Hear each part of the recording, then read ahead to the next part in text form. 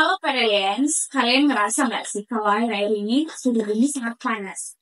Dan itu tidak hanya terjadi di beberapa daerah saja seperti Jakarta dan sebagainya, tapi udah menyebar di seluruh, eh nggak hanya di Indonesia bahkan di seluruh dunia pun, di berbagai negara pun panas ekstrim itu udah sangat-sangat jadi permasalahan yang besar. Nah, bahkan Sekjen PBB pun Antonio Guterres menyebutkan bahwasanya saat ini bumi tidak lagi dalam fase pemanasan global atau global warming, tapi kita udah masuk pada era boiling global atau mendidih global gitu. Jadi sudah sewajarnya bahwasanya kita merasakan itu sangat-sangat panas gitu. Itu adalah konsekuensi logis daripada dampak perubahan iklim itu sendiri. Nah, yang bakal kita bahas kali ini adalah urgensi kenapa Indonesia sangat membutuhkan undang-undang yang khusus menangani tentang perubahan iklim. Karena kita tahu bersama bahwasanya di Indonesia kita belum ada nih aturan yang khusus untuk mengatur terkait dengan penanganan perubahan iklim itu sendiri. Karena kita masih mengacu hanya pada undang-undang lingkungan hidup dan juga ratifikasi Paris Agreement. Undang-Undang 15 tahun 2016. Yang paling terdampak itu adalah negara-negara miskin, teman-teman. Negara-negara yang rentan terhadap dampak perubahan iklim itu sendiri. Gitu. Padahal kita tahu bersama bahwasanya negara-negara maju nih yang melakukan banyak hal-hal yang menyumbang emisi terbesar. Gitu.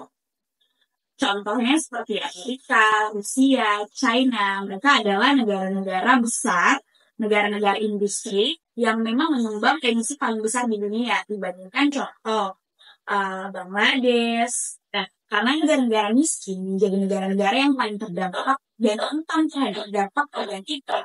Oleh sebab itu, aktivis-aktivis di seluruh dunia, aktivis lingkungan di seluruh dunia menyuarakan untuk mari kita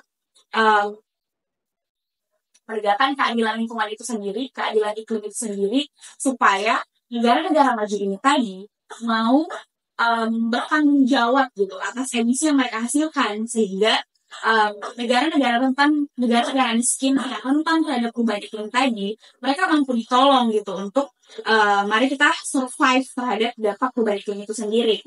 Saya suka perumpamaan dari Presiden Meksiko yaitu Felipe Calderon yang saya baca, yang saya kutip dari buku Menjadi karya Mbak Afutami. Dia menyebutkan bahasanya begini. Imagine all countries are on the same plane. What we have been doing is assigning who gets to sit in the economy class, who gets to sit in the business class. The truth is, the plane is falling down, and at the end of the day, it doesn't matter who sits where. We should all work together to stop the plane from falling down. Ini sangat-sangat menyentil, teman-teman. Bagaimana Felipe Calderon ini menyebutkan bahwasanya perubahan iklim ini di satu bumi yang sama. Kita merasakan dampak perubahan iklim di satu bumi yang sama. No matter what, siapa yang melakukan. Meskipun baik itu negara-negara maju atau negara-negara berkembang yang hanya sedikit menyumbang, itu tidak peduli seberapa banyak atau siapa yang melakukan kesalahan ini. Kita sama-sama akan jatuh dalam dampak perubahan iklim yang sama gitu. Meskipun Amerika yang melakukan atau China yang melakukan, tetap negara-negara berkembang seperti Indonesia, meskipun kita juga banyak menyumbang emisi, tapi kita juga akan tetap merasakan dampak perubahan iklim yang sama. Jadi kita perumpamaan ini menyebutkan bahwasanya kita harus sama-sama nih bergotong royong untuk menekan emisi supaya dampak perubahan iklim itu juga bisa selesai gitu. Dan that's why protokol Kyoto itu digantikan sama Paris Agreement. Karena protokol Kyoto itu menyebutkan bahwasanya negara-negara majulah yang bertanggung jawab atas emisi yang dihasilkan gitu, karena mereka yang menyumbangkan. Sementara negara-negara berkembang tidak perlu untuk boleh tapi tidak diwajibkan gitu untuk bertanggung jawab atas emisi dan mengurangi emisi itu sendiri. Nah, di Paris Agreement disebutkan bahwasanya semua negara-negara di dunia bertanggung jawab untuk menekan emisi. Menekan emisi untuk kita menuju net zero emission atau nol emisi bersih gitu, untuk menekan perubahan iklim itu sendiri. Nah, IPCC sebagai salah satu lembaga yang aktif dalam penelitian terkait dengan perubahan iklim yang berada di bawah naungan United Nations, dalam penelitiannya mereka menyebutkan bahwa mereka merekomendasikan nih setiap negara untuk memiliki instrumen khusus, instrumen hukum yang khusus untuk menangani perubahan iklim. Bahkan disebutkan bahwa instrumen khusus yang pada saat ini yang ada saat ini itu menurunkan signifikan hingga 5,9 gigaton CO2 dibandingkan dengan emisi tahun 2016 gitu. Jadi ini sangat-sangat berdampak menurut penelitian daripada IPCC itu sendiri. Sehingga penting untuk setiap negara itu sebenarnya untuk memiliki sebuah instrumen hukum atau legislasi yang bersifat nasional untuk mengakomodir nih masalah-masalah perubahan iklim. Selanjutnya ada nih lagi, menurut laporan dari Indonesian Center for Environmental Law atau ICEL, disebutkan bahwasanya isu perubahan iklim tadi yang bersifat prostatik atau penanganannya itu harus dilakukan oleh berbagai sektor. Itu penting adanya sebuah legislasi atau produk hukum nasional yang memang khusus untuk menangani perubahan iklim itu sendiri.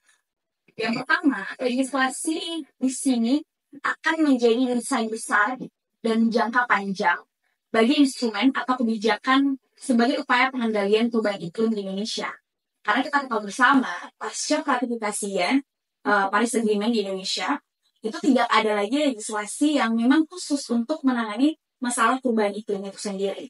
Sehingga ini sangat dibutuhkan legislasi ini untuk menjadi payung hukum implementasi juga terkait dengan nationally determined contribution ataupun long-term strategy di Indonesia.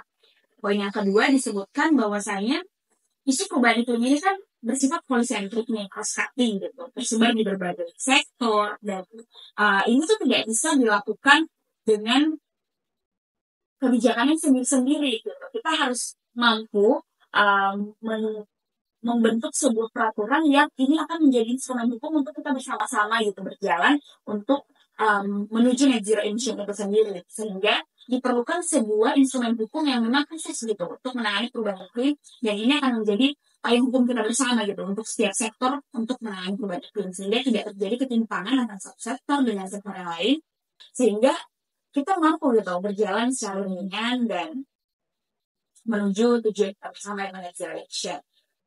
Yang ketiga, legislasi disebutkan di sini akan menjadi instrumen yang tepat nih untuk menyediakan mekanisme kepatuhan dan penegakan hukum bagi masyarakat sebagaimana yang dipopulerkan oleh Roscoe Pound yang menyebutkan bahwasanya law as a tool of engineering. Karena di Indonesia terdapat banyak aturan nih yang memang bersinggungan dengan perubahan iklim seperti Undang-Undang Meteorologi, Klimatologi dan Geofisika, Undang-Undang PPLH, Undang-Undang Pengesahan Paris Agreement, dan sebagainya. Namun, pengaturan dalam undang-undang yang tersebar tadi itu belum bisa gitu menjawab permasalahan dan tantangan dampak perubahan iklim yang memang sudah sangat nyata. Dan itu kan paling akhir itu tahun 2016 undang-undangnya. Dan ini sudah ada banyak perubahan-perubahan baru yang sebenarnya harus diikuti lagi dengan aturan-aturan yang memang mampu mengakomodir semua itu. Nah, Peralians, kalian udah tahu kan seberapa gentingnya nih masalah perubahan iklim. Ini bukan lagi masalah yang memang menjadi agenda dalam forum-forum besar dunia yang dijalankan setiap tahunnya, dibahas setiap tahunnya. Tapi ini adalah permasalahan yang sangat-sangat genting saat ini gitu. Saya mengamini bahwa ada banyak isu yang penting untuk kita selesaikan bersama saat ini. Isu pendidikan, kesetaraan gender, isu pemenuhan hak asasi manusia, itu memang sangat genting dan perlu untuk kita selesaikan bersama. Tapi apa gunanya kita menyelesaikan itu kalau kita akan punah? Kita tidak akan mampu mengakses itu semua kalau kita akan habis dimakan oleh dampak perubahan iklim itu sendiri. Jadi, itu kenapa saya selalu dan juga bersama teman-teman aktivis lingkungan di seluruh dunia ini menyuarakan bersama-sama untuk isu perubahan iklim itu segera untuk kita selesaikan bersama-sama. Karena kita mau generasi-generasi selanjutnya akan juga mendapatkan haknya untuk mengakses bumi yang bersih, bumi yang layak huni.